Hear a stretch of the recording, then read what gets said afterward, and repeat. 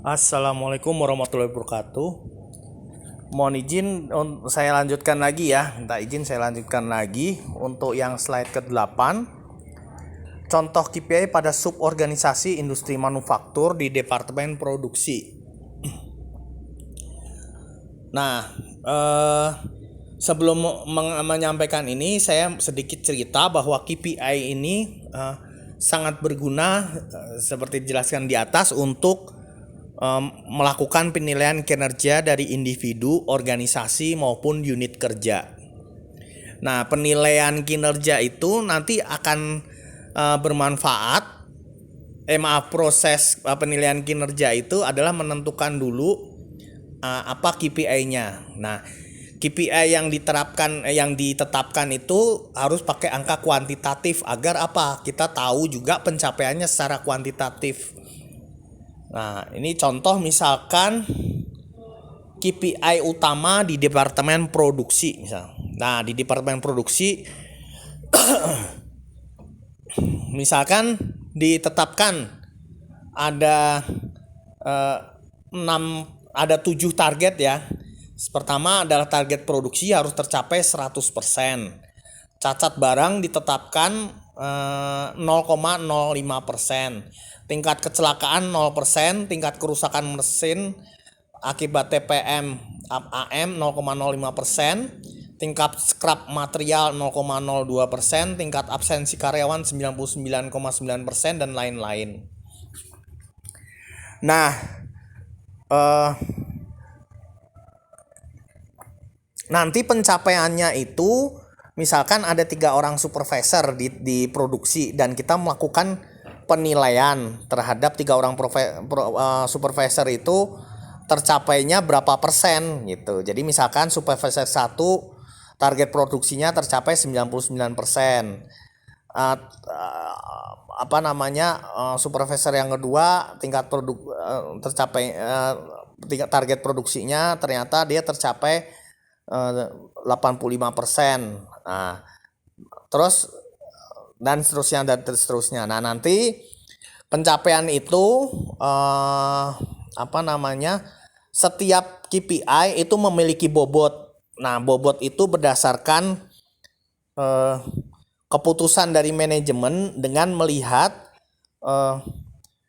mana yang berpengaruh langsung terhadap tujuan dari perusahaan, mana yang berpengaruh terhadap KPI perusahaan, mana yang berpengaruh langsung terhadap target dari perusahaan. Nah, misalkan target pertama tercapai 100% produksi, itu bobotnya sangat tinggi karena itu kuantitatif dari berapa banyak produk yang diproduksi, kan target yang diproduksi sesuai dengan permintaan customer.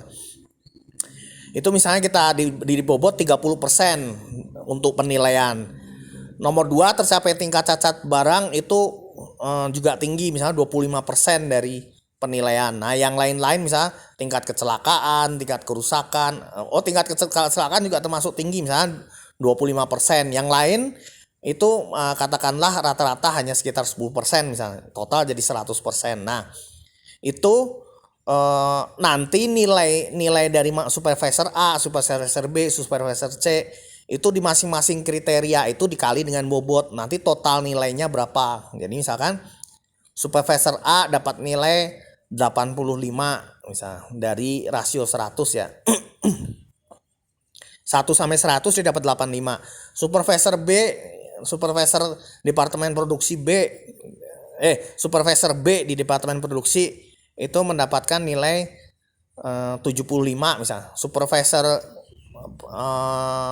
produksi C di Departemen Produksi mendapatkan nilai 70 misalnya. Nah, itu gunanya apa nilai-nilai itu nanti ke personel. Nah, yang pertama gunanya adalah untuk melihat, biasanya digunakan untuk tingkat kenaikan gaji, berdampak kepada tingkat kenaikan gaji tahun berikutnya. Misalkan yang dapat nilai A naik jadi 8%, naik 8% gajinya. Yang dapat nilai B akan naik misalkan 6%, yang dapat nilai C naik hanya 3% atau 2%. Nah, itu nanti berpengaruh terhadap kenaikan gaji. Satu itu. Yang kedua, penilaian kinerja atau manajemen kinerja nanti berpengaruh terhadap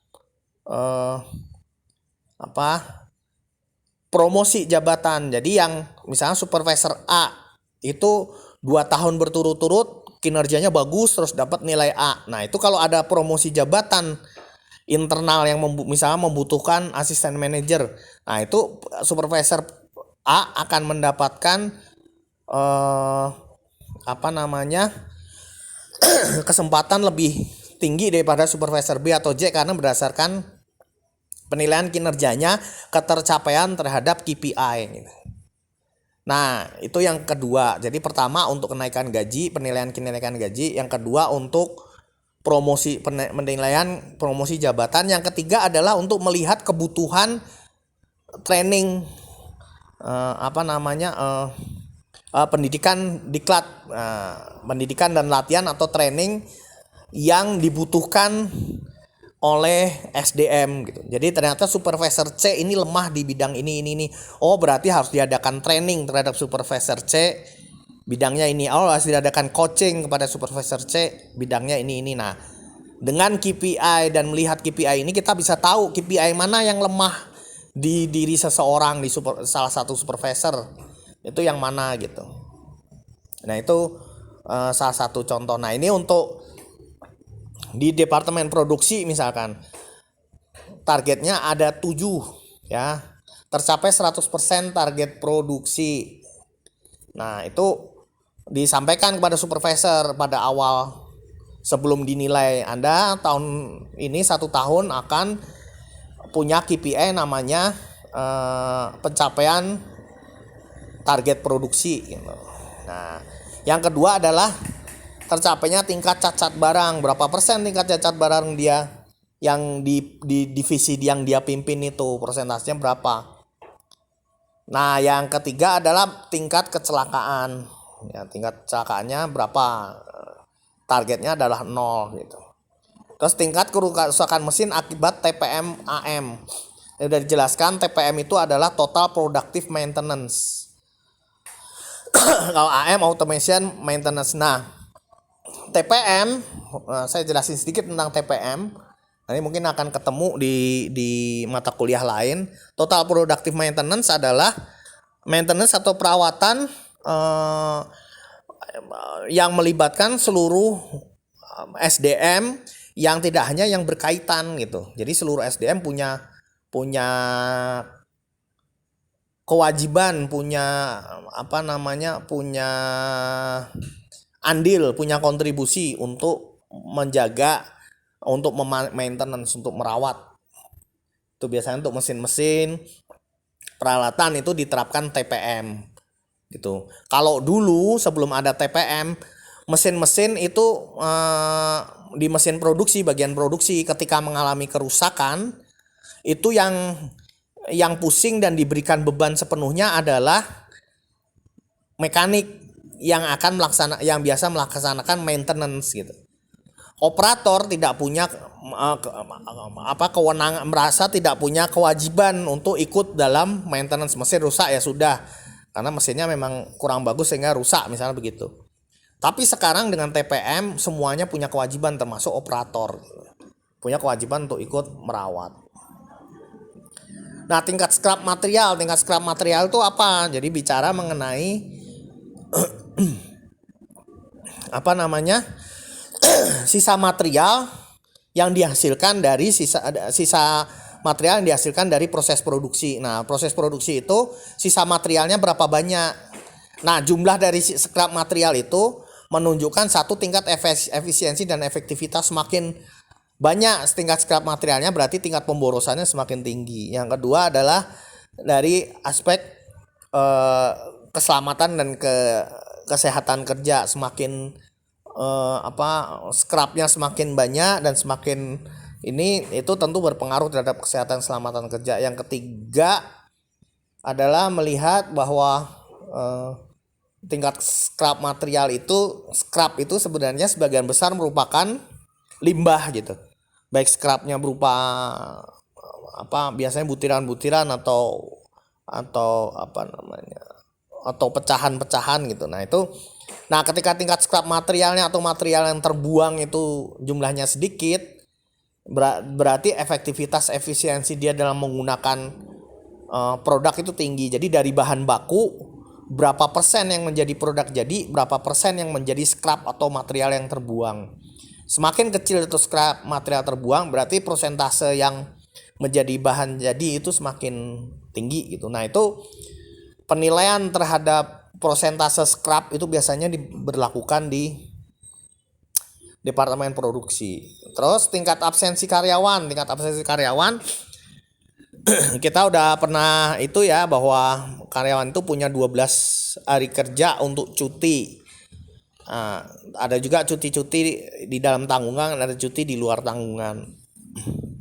Nah, yang dinilai di sini adalah absensi yang hubungannya dengan hal yang di luar cuti, yang tidak lebih dari 12 hari cuti. Misalkan tidak masuk karena sakit, tidak masuk karena alpa, tidak masuk karena izin gitu. Nah, itu tidak masuk karena hal-hal seperti itu yang tidak yang melebihi cuti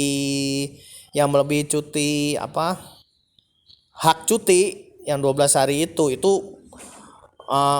membuat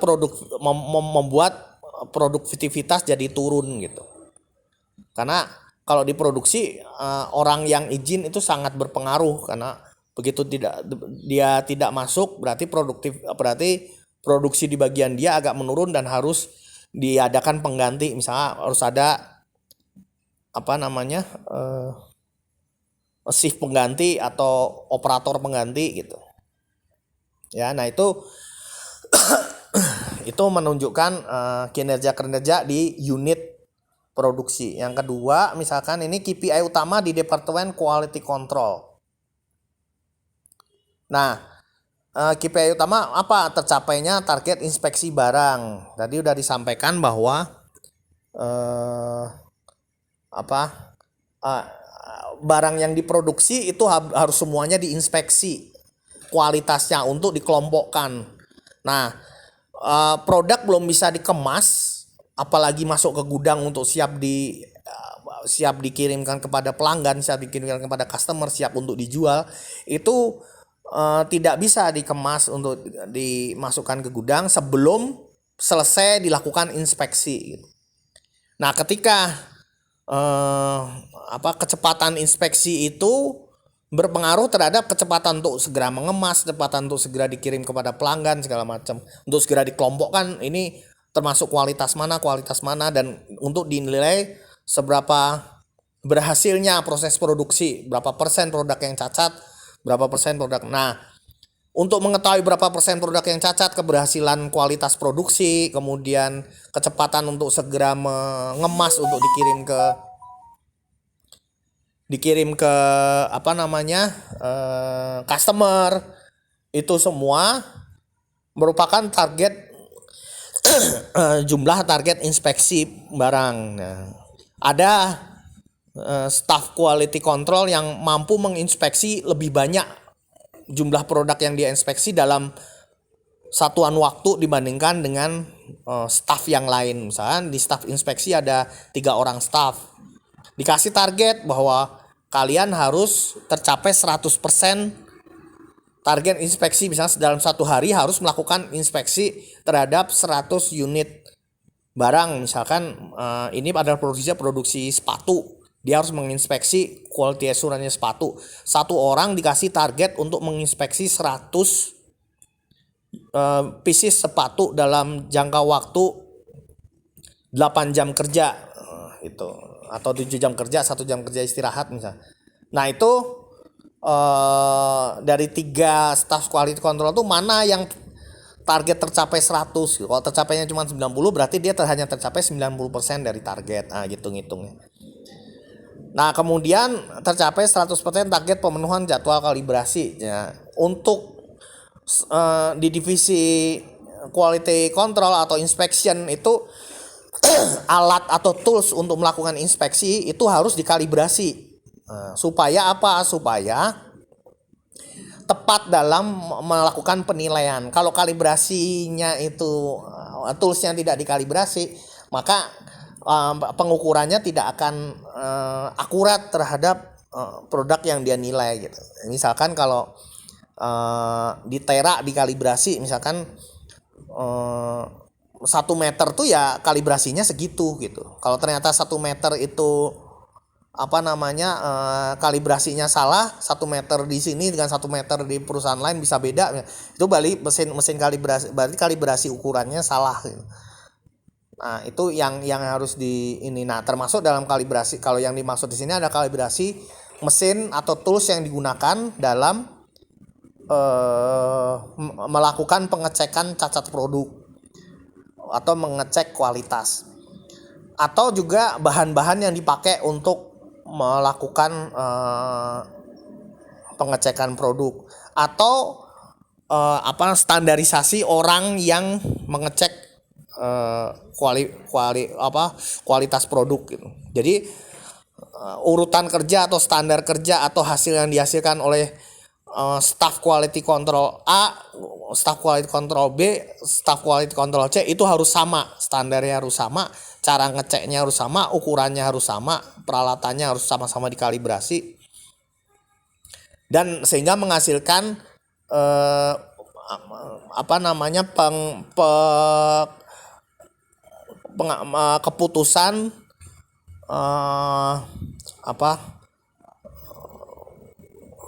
keputusan kualitas produk yang sama. Jadi misalkan ada grade A, itu grade yang paling bagus, grade B, grade C. Produk yang dicek ada produk sepatu. Grade A menurut perusahaan harus sama dengan grade A grade A sesuai dengan ukuran customer harus sama dengan grade A sesuai dengan perusahaan. Grade A sesuai perusahaan harus sama dengan staff quality assurance yang ada di perusahaan tersebut. Yang pertama, yang 2, ketiga, jangan sampai nanti beda standarnya. Nah itu yang nggak boleh. Kemudian tingkat pelaksanaan tindakan perbaikan atau korektif itu harus mencapai 100%. Tingkat kerusakan alat inspeksi rendah ya, kerusakannya rendah. Utilitas atau penggunaannya, tingkat utilitas atau tingkat ketepatan penggunaannya itu tinggi. Tingkat absensi sama tadi 99%. Nah ini untuk KPI utama di Departemen Maintenance atau Engineering ya. KPI utama di Maintenance atau Engineering tercapai 0,05% untuk target breakdown atau downtime mesin. Teman-teman pasti sudah tahu istilah downtime adalah istilah di mana waktu mesin tidak beroperasi karena kerusakan. Nah tercapai juga 100% target pemenuhan jadwal maintenance ya. Nah ini jadi di divisi maintenance yang ngurusin mesin produksi ini target utamanya ada 2, target ininya ada 5 ya. Nah downtime pasti udah tahu bahwa mesin yang tidak beroperasi itu namanya downtime. Kalau mesin yang beroperasi namanya available time. Nah yang KPI lainnya tingkat waktu penyelesaian perbaikan mesin atau MTTR itu 5 menit atau disebut mean time to repair gitu. Jadi rata-rata waktu yang dibutuhkan untuk melakukan perbaikan. Jadi kalau ada 100 mesin, kemudian ada mesin 1 yang rusak bearing, mesin 2 rusak pel stop, mesin 3 rusak misalkan seal olinya misalkan. Nah itu harus jelas kalau seal oli itu perbaikannya berapa lama, kalau bearing perbaikan berapa.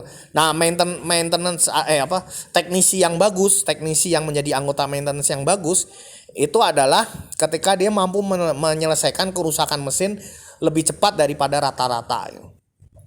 Nah di divisi di divisi maintenance ini akan dinilai berdasarkan semua kalau bicara nilai unitnya ya, KPI dari unitnya adalah rata-rata dari setiap mekanik itu menyelesaikan perbaikan mesinnya berapa lama gitu, standarnya berapa lama. Nah cuma nanti kalau untuk KPI individu, misalkan di divisi itu ada, di mesin itu di perusahaan itu ada 5 orang mekanik misalnya. Nah 5 orang mekanik itu cara ngeceknya gitu. Mekanik pertama rata-rata menyelesaikan permasalahan bearing berapa lama, mekanik kedua rata-rata menyelesaikan. Nah mana yang mampu menyelesaikan permasalahan bearing paling cepat gitu, dan dan tahan lama, bearingnya bagus gitu, bukannya cepat tapi nanti cepat rusak lagi gitu. Nah Jadi bahasa bahasa lapangannya mekanik mana yang mesin pegangannya jarang rusak, atau kalau rusak merbaikannya cepat, dan setelah diperbaiki daya tahan untuk kembali rusak itu lama gitu. Nah itu apa namanya penilaian untuk mekanik gitu. Jadi kalau nanti teman-teman jadi supervisor dan punya anak buah mekanik, itu yang harus jadi ukuran gitu. Terus frekuensi mesin rusak, mean time between failure. Jadi antara kerusakan satu dengan kerusakan lainnya itu membutuhkan waktu berapa lama untuk spare part yang sama gitu. Nah, itu termasuk dalam divisi maintenance. Dan apakah perbaikannya itu berkualitas atau tidak gitu. Terus tingkat pengeluaran biaya perawatan mesin sesuai anggaran. Nah ini yang sering sulit adalah ini. Jadi ketika anggaran untuk perbaikan itu X rupiah misalkan untuk sekian mesin, nah itu melihat rata-rata tahun yang sebelumnya diusahakan, tahun berikutnya itu kalaupun naik, kenaikannya tidak terlalu tinggi. Tapi kalau untuk ternyata perawatannya bagus, maintenance-nya bagus sehingga kerusakannya minim, itu pasti akan berpengaruh terhadap budget atau biaya gitu. Jadi semakin maintenance ini bekerja bagus dengan merawat mesin, dengan ngecek olinya sering, dengan ngebersihin olinya sering, dengan ngecek sealnya sering, dengan perbaikan pile stopnya sering, dengan perawatan pile stopnya sering, dengan sering checking, dengan sering servis, dengan ngebersihin karburator dengan rapi, bersih, dan semuanya bersih gitu, itu akan membuat mesin jadi tahan lama dan tidak mudah rusak. Karena tidak mudah rusak, biayanya jadi kecil gitu. Jadi nanti seringkali ketika pergantian supervisor itu akan kelihatan supervisor mana yang lebih bagus dalam maintenance gitu. Terus yang di procurement. Nah, procurement ini atau purchasing. Nah, ini juga bukan divisi yang mudah ya, ini divisi yang lumayan sulit juga gitu. Nah, ini targetnya berat, ini mencapai 100% target pembelian sesuai anggaran. Terus tercapai 15% dari efisiensi cost down pembelian. Jadi tidak hanya sesuai dengan anggaran, tapi juga yang sulit sebenarnya adalah kesesuaian dengan permintaan dan kebutuhan dari perusahaan. Yang nomor 3 itu biasanya ngefek kepada nomor 1. Yang nomor 3 di bawah itu yang nomor 3 tingkat kesesuaian pembelian dan kebutuhan 98%, itu akan ngefek ke nomor 1. Jadi seringkali bagian lain ketika pesan barang ke, utamanya yang mesin ya, yang hubungannya dengan manufaktur, ketika pesan untuk material, pesan untuk bahan, pesan untuk bahan-bahan untuk perawatan mesin misalnya, atau pesan untuk spare part mesin, itu seringkali pesan tapi tidak lengkap speknya, tidak lengkap jenisnya, sehingga ketika dibeli seringnya beli salah. Karena beli salah itu akhirnya harus beli ulang. Kalau beli ulang berarti budgetnya nambah. Nah itu berdampak terhadap yang nomor 1. Kalau tidak sesuai anggaran akan ditanya kenapa tidak sesuai anggaran. Kalau ketemu bahwa tidak sesuai anggaran itu karena divisi purchasingnya sering salah atau salah beli barang, itu berarti berdampak gitu.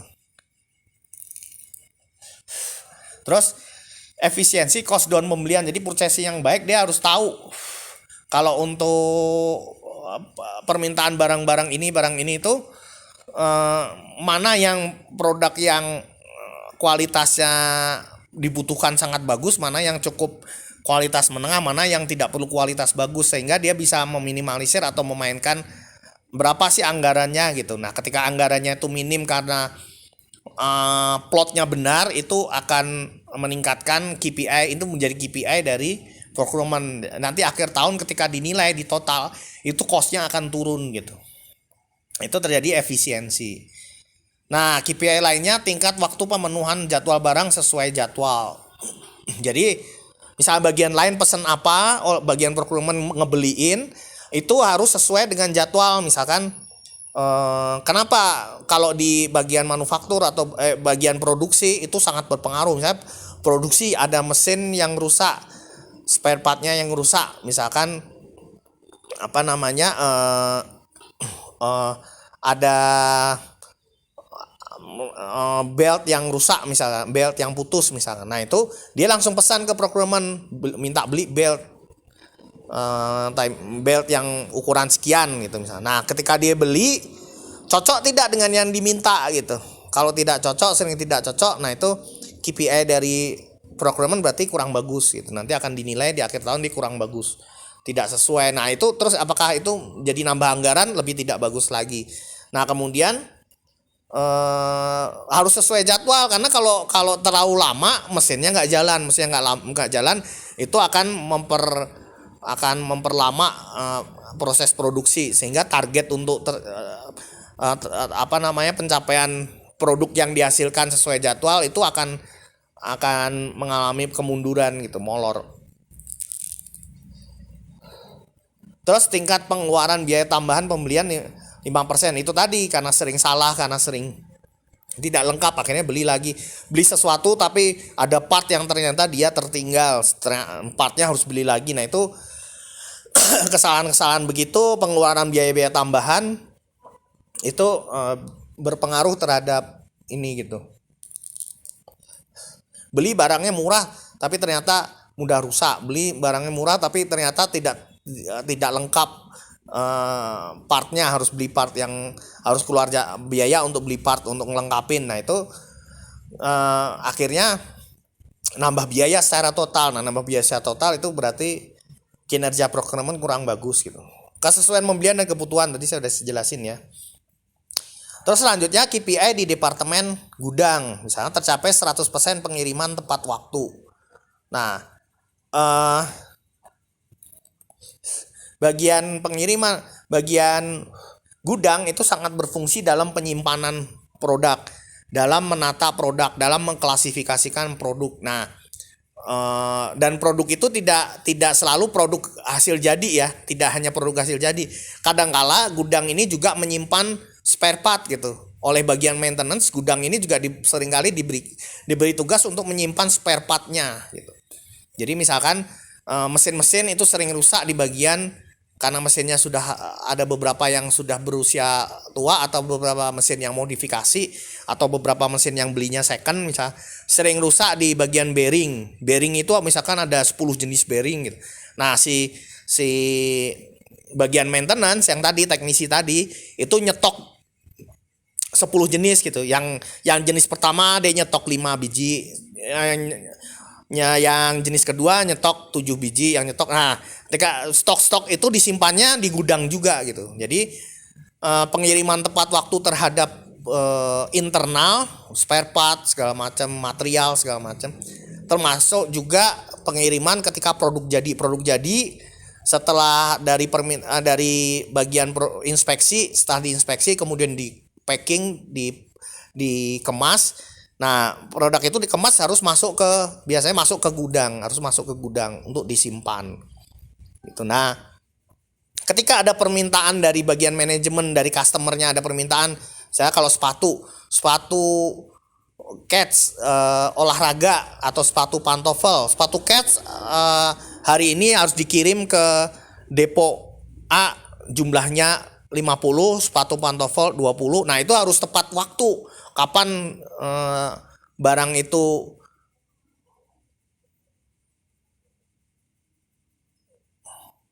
dikeluarkan gitu. Nah itu harus tepat waktu pengeluarannya, terus supaya tepat waktu juga pengirimannya gitu. Nah kemudian tercapai 0% kerusakan barang di gudang. Nah ini juga sama. Jadi cara menumpuk barang, cara menempatkan barang, produk gitu, itu harus benar, barang yang mudah rusak dipisahkan dengan barang yang ini barang yang berbau tajam dipisahkan dengan barang yang terpengaruh oleh bau tajam segala macam. Nah, itu harus jelas gitu dan diklasifikasikan sehingga nanti tingkat kerusakannya akan minim gitu. Terus kalau penataan gudang, misalnya penataan gudang ke atas pakai forklift ngangkatnya seperti apa, penataan gudang ke samping, penataan gudang ditumpuk di bawah gitu. Nah, itu seringkali menimbulkan kerusakan. Kalau di sepatu, misalnya produk sepatu itu seringkali packagingnya pakai kardus. Nah, dus-dus itu kalau ada yang disimpan di bawah itu seringkali packagingnya rusak gitu. Nah, packagingnya rusak karena suhu, misalkan ditaruh di bawah yang suhunya dingin misalnya. Nah, itu bagian bawah dari kardus itu mudah rusak misalkan. Nah, itu berpengaruh terhadap harga produk. Nah, itu berarti harga produknya turun. Nah, itu berarti kinerja dari departemen gudang tidak terlalu bagus gitu. Terus akurasi stok aktual sesuai dengan perhitungan. Nah, jangan sampai nanti customer butuh sesuatu, sudahlah lama mencarinya, mengambilnya dari gudang lama, kemudian stoknya ada yang kurang gitu. Jadi stoknya tidak akurat gitu. Nah, akurasi stok ada beberapa, ada stok yang barang masuk, ada stok barang yang keluar, ada stok barang yang tertinggal di gudang gitu. Nah, harus tepat berapa jumlah barang yang masuk. Misalnya jumlah barang yang masuk 100, harus dicatat barang yang masuk 100. Nah, sementara untuk barang tersebut, misalnya sepatu Keds dari produksi menghasilkan 100, disimpan di gudang, berarti dia mencatat barang masuk 100 ke gudang. Nah, sepatu Keds itu di gudang udah ada berapa? Misalnya ada 30. Berarti total stok sepatu Keds itu 130. Nah, hari ini ada permintaan 2 lusin, berarti 24. Nah, 130 harus dicatat bahwa keluar barangnya 24. Jadi nah, karena keluar barang 24 berarti sisa barang di gudang 106. Nah, itu semua harus tercatat akurat. Karena kalau tidak akurat, nanti pas ketika ada permintaan, bisa barangnya berlebih atau bisa barangnya kurang, itu akan pelaporannya salah, itu akan berpengaruh terhadap jumlah barang yang rencana untuk diproduksi, bisa berpengaruh juga dengan selisih terhadap permintaan dari customer gitu. Nah, tingkat kecelakaan kerja harus 0%. Terus tingkat keluhan pengiriman pada pelanggan. Nah, ini termasuk beberapa perusahaan manufaktur, bagian gudang ini termasuk di dalamnya adalah bagian ekspedisi.